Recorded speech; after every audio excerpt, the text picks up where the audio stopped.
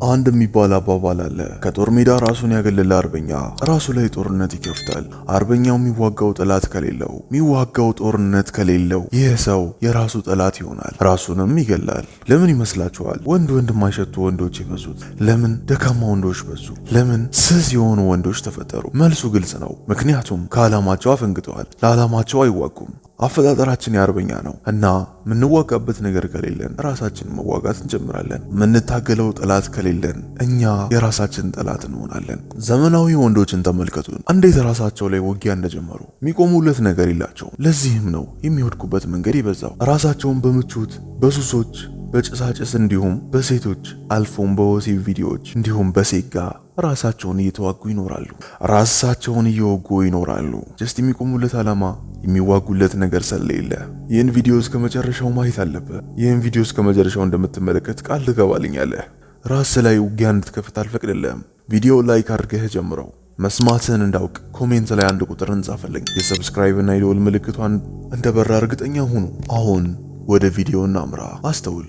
ጦረኛ ሰው ከጦር ልምምድና ከጦርነት ካፈነገጠ ይህ ሰው በምቾትና ደስታን በማሳደድ ራሱን ይገላል። ይህ ተራ ሀሳብ አይደለም። በምሳሌ ላረጋግጥ። ልቦናህን ከኔ ጋር አድርገህ ተከታተለኝ።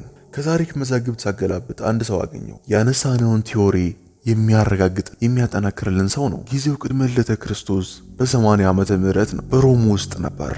ስሙ ፕሪስከስ ይባላል። ሁነኛ ግላዲያተር ነው። የሮም ነዋሪዎች፣ የሮም አመራሮችን ለማስደመም አንበሳን ይታገላል። ታላላቅ ጦረኛ ግላዲያተሮችን ይገጥማል። ቅጽል ስሙም የካርቴጁ በሬ ይሰኛል። የሚያህለው የለም። ይህ ሰው ወደ ግላዲያተርነት የገባው በጦርነት ተማርኮ ነው። ወታደር ነበር። ሮሞችን ሲዋጋ በነበረበት ጊዜ የእሱ ሀገር ጦር ይሸነፋል። ከጦርነት የተማረኩት ሰዎች ደግሞ ለባርነትና ለግላዲያተርነት ይሸጡ ነበር። ይህን በሬ የሚያክል ፍጥረት ባሪያ አድርጎ እቤት ውስጥ ማሰራት ማይታሰብ እብደት ነው። በዚህ ሰው ተፈጥሮ ውስጥ መታዘዝ የሚባል ነገር የለምና ይህን ሰው ባሪያ አድርጎ ቤት ውስጥ አገልጋይ አድርጎ ማኖር የማይታሰብ እብደት ነው። ባሪያ ካልሆነ የግድ ለነሱ የሚስማማ ቦታ መሸጥ አለበት። እሱም ለግላዲያተር ገዢዎች መሸጥ አለበት። የካርቴጁ በሬ ለግላዲያተርነት ተሸጠ። እዛም ገብቶ ሊወዳደረው የደፈረውን አንድ ባንድ መፋለሙን ያዘው። የካርቴጁ በሬ ሕይወቱን በሙሉ በውጊያን ያሳለፈው። ከእንቅልፉ ሲነቃ ሁልጊዜም ዕጣ ፈንታ ፊቱ ላይ በማቅረብ ሁለት እጇን ዘርግታ ምርጫ ታቀርብለታለች። ለመኖር መፋለም አለበት፣ አሊያም ደግሞ ሞት። በሕይወቱ ለመቆየት የግድ መፋለም ላይ ጎበዝ መሆን አለበት። ስለዚህ ዲሲፕሊንድ መሆን አማራጭ የሌለው ግዴታው ነው። ወይን በአፉ አይወርድም። በሚያሸንፈው ሳንቲም ሴተኛ ዳሪዎችን አይተኛም። ቀጥለጥ ብሎ በከባዱ ስፖርቶችን ይሰራል። በስትክክል ሰውነቱን ይጠብቃል። የመጨረሻ ዲሲፕሊንድ ነበር። ለ10 ዓመታት በኮሊሴየም ማለትም ወይም በግላዲያተር ስታዲየም አውሬውን አንበሳ፣ ነብር፣ አውራሪሶችን ሲታገል ኖረ። አውሬዎችን ሲገድል ሲታገል ኖረ። እንደሱ ታላላቅ ከሆኑ ግላዲያተሮች ጋር አንድ በአንድ እየገጠመ ረታ። የሚያቆመው ጠፋ። ህዝቡ የሱን ፍልሚያ ለማየት ሁሉን ነገር ትቶ ይመጣል። ሹማምንት ነገስታት እሱን ለማየት ከተለያዩ ግዛቶች ይመጣሉ። ለ10 ዓመታት ይሄ ታላቅ ግላዲያተር ህዝቡን አዝናና፣ ነገስታቶችን ደስ ተሰኙበት። በስተመጨረሻም ንጉሱ አወራ፣ ጣቱን ከፍ አደረገ። ይህን ታላቅ ግላዲያተር ነፃ እንዲወጣ ፍቃዱን አሳየ። ለነፃነቱ ምስክር እንዲሆነው ስለ ነፃ መሆኑ የሚመሰክረውን ጩቤ መሰል በእንጨት የተሰራ ጽሑፍ ያለበትን ነፃነቱን የሚያረጋግጠውን ጩቤ መሰል እንጨት ነገርን ሰጠው። ስለ ነፃ ተዋጊ መሆኑ ትመሰክራለች። በስተመጨረሻም ይሄ ታላቅ ጦረኛ ነፃ ወጣ።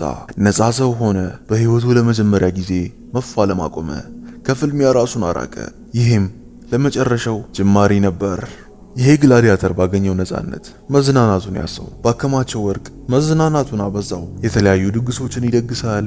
በወይን ይሰክራል። ከሴቶች ጋር ይተኛል ያለማቋረጥ።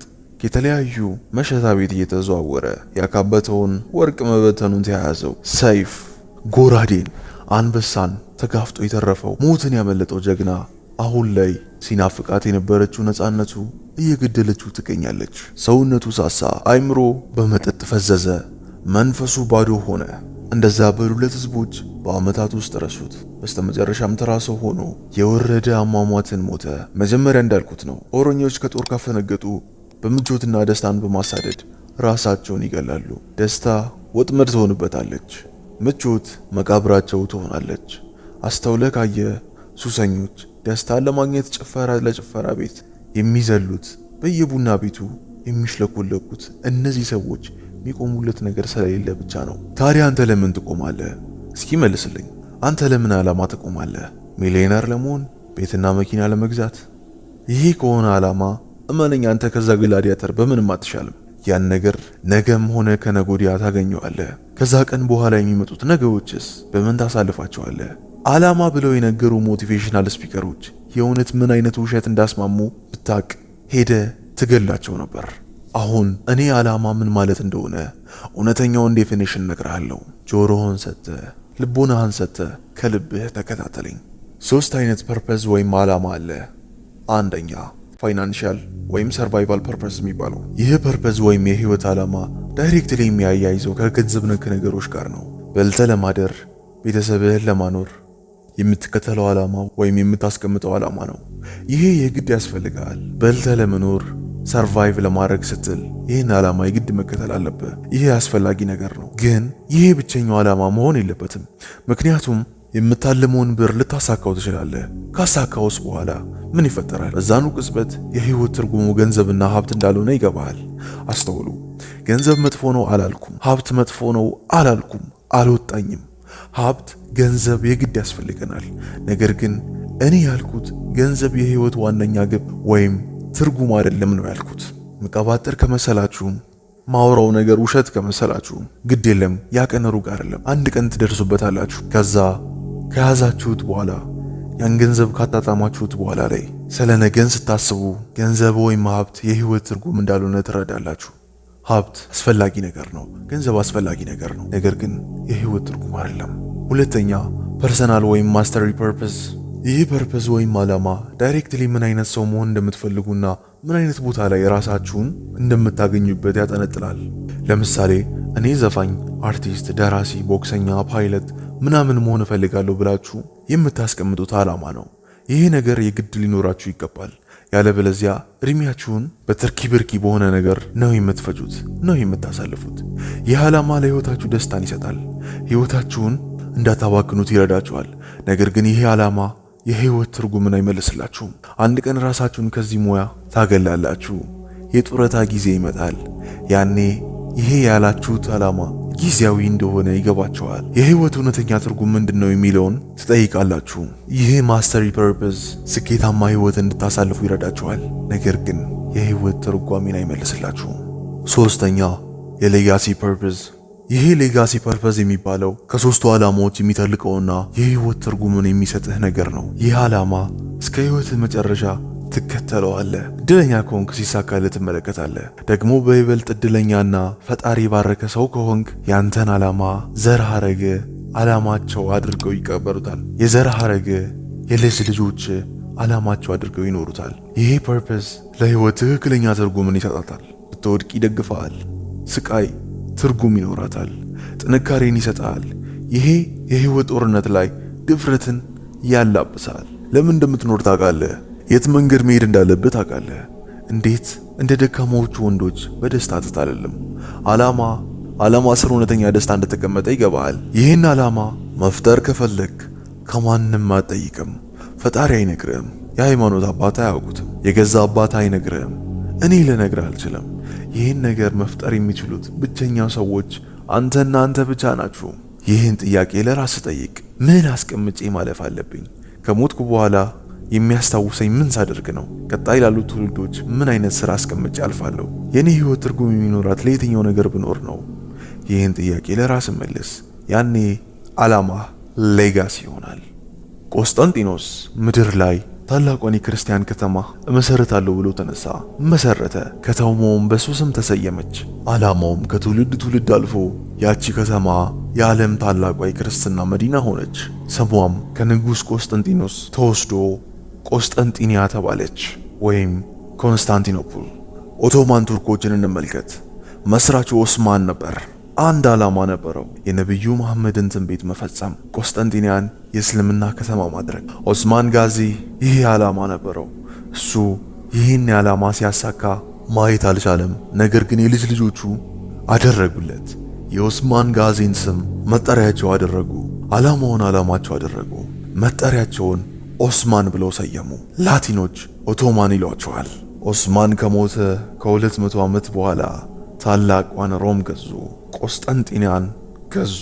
ስሟንም ኢስታንቡል ብለው ጠሯት። ራግናር ሎትብሮክ አንድ ዓላማ ነበረው። ቬራጊያንስ ወይም ቫይኪንግስ የሚባሉት ህዝቦች ከእናት ሀገራቸው ተነስተው ብዙ ቦታ እንዲገዙ፣ ብዙ መሬቶችን እንዲወሩ፣ እንዲሁም ስካንዲኔቪያ የምትባለውን ፍጹም በረዶ ነበረችና የሀገሪቱን ህዝብ እንዳይራብ እንዲሁም ትውልዶችን ከምዕራቡ ሰዎች ጋር ለማገናኘት ራሱን መስዋዕት አደረገ። የአንግሎ ሳክሰን ንጉሥ ጋር ሄዶ ራሱን ሰጠ። በእባብ እንዲገደል አደረጉ። ራግናር ሆን ብለው ነበር ሄደው። ራግናር እየሳቀ ነበር የተቀበረው። እንዲሁም ንጉሱ ላይ ቀለደውበት ነበር። ሶስቱ ትናንሽዬ አሳማዎች አባታቸው ላይ ምን እንዳደረግ ምን የሚያደርጉ ይመስላል ብሎ እየሳቀበት እየቀለደበት ነበር የሞተው። ሞቱ ትርጉም ነበረው። ሞቱ ዓላማን አዝሎ ነበር። የራግናርን ሞት ቫይኪንጎች ሰሙ። የሱን ገዳዮች ለመበቀል ህዝቡ እንደሚዋሃዱ ያውቃል። እንዲበቀሉት አደረገ። ታላቅ ሰራዊትን አሰልፈው አንግሎ ሳክሰኖችን ተበቀሉ። እንዲሁም የራግናርን ታላቅ ዓላማ አስቀጠሉለት። የራግናር ሞት ትርጉም ነበረው። ልጆቹ የሱን ፈለግ ተከትለው የሱን ሌጋሲ ያስቀጠሉ። ከመቶ ዓመታት በኋላ ታላቋን ኢንግላንድ ቫይኪንግ ገዙ። ቫይኪንጎች በራሳቸው ስም አደረጉ። ክኑት ዘ ግሬት የመጀመሪያው የቫይኪንግ ንጉሥ ሆነ በኢንግላንድ ምድር ላይ። ምንድነው ሌጋሲ? ምንድነው ዓላማ? ለየትኛው ነገር ትሞታለህ?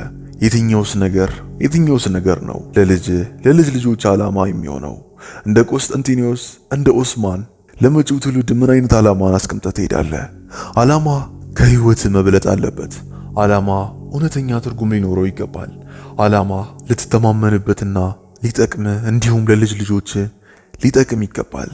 ጠቃሚ ሆኖ ሊገኝ ይገባል። ያኔ አንተ ማትሞት ሰው ትሆናለህ። ታሪክ ታስታውሳለች። ከጦር ሜዳ ያፈነገጠ ጦረኛ ራሱን በደስታና በምቾት ይገላል። አንተ ጦረኛ ነህ። ዓላማህን ደግሞ የምታገኝበትን ምክንያት እንዴት ዓላማህን እንደምታገኝ መልሱን የነገርኩ ይመስለኛል። ከዓላማ ካፈገፈክ በምቾትና በደካማነት ራስህን ትገላለህ። የምትቆምለት ዓላማ ይኑርህ። የምትወድቅበት ሁኔታ አይፈጠርምና የምትቆምለትን ዓላማ ፍጠር። የምትወድቅበት ሁኔታ በተአምር አይፈጠርም። ይሄ ሀበሻ ነህ ስለው መንገዱ ሩቅ ነው። አቅጣጫ ሊጠፋ ይችላል። ነገር ግን ከኔ ዘንድ ካርታው አለ። የግድ አስፈልጋለሁ። ስለዚህ ሰብስክራይብ በማድረግ የዚህ ቻናል ቤተሰብ ሁኑ። ይህ ቻናል ኮምፓስ ይሆናል። ላይክ በማድረግ ለልፋታችን ምስጋናን አቅርቡልን። ውጭ ሀገር የምትኖሩ ሰዎች ሱፐሮችን፣ ጊፍቶችን በመላክ ቶሎ ቪዲዮ እንድንሰራ አበረታቱን። አዘጋጅና አቅራቢ ታናሹ እስክንድር ነበርኩ። ይህ ሀበሻ ነህ ስለው ምንጊዜም ቢሆን እውነት እና ምክንያታዊ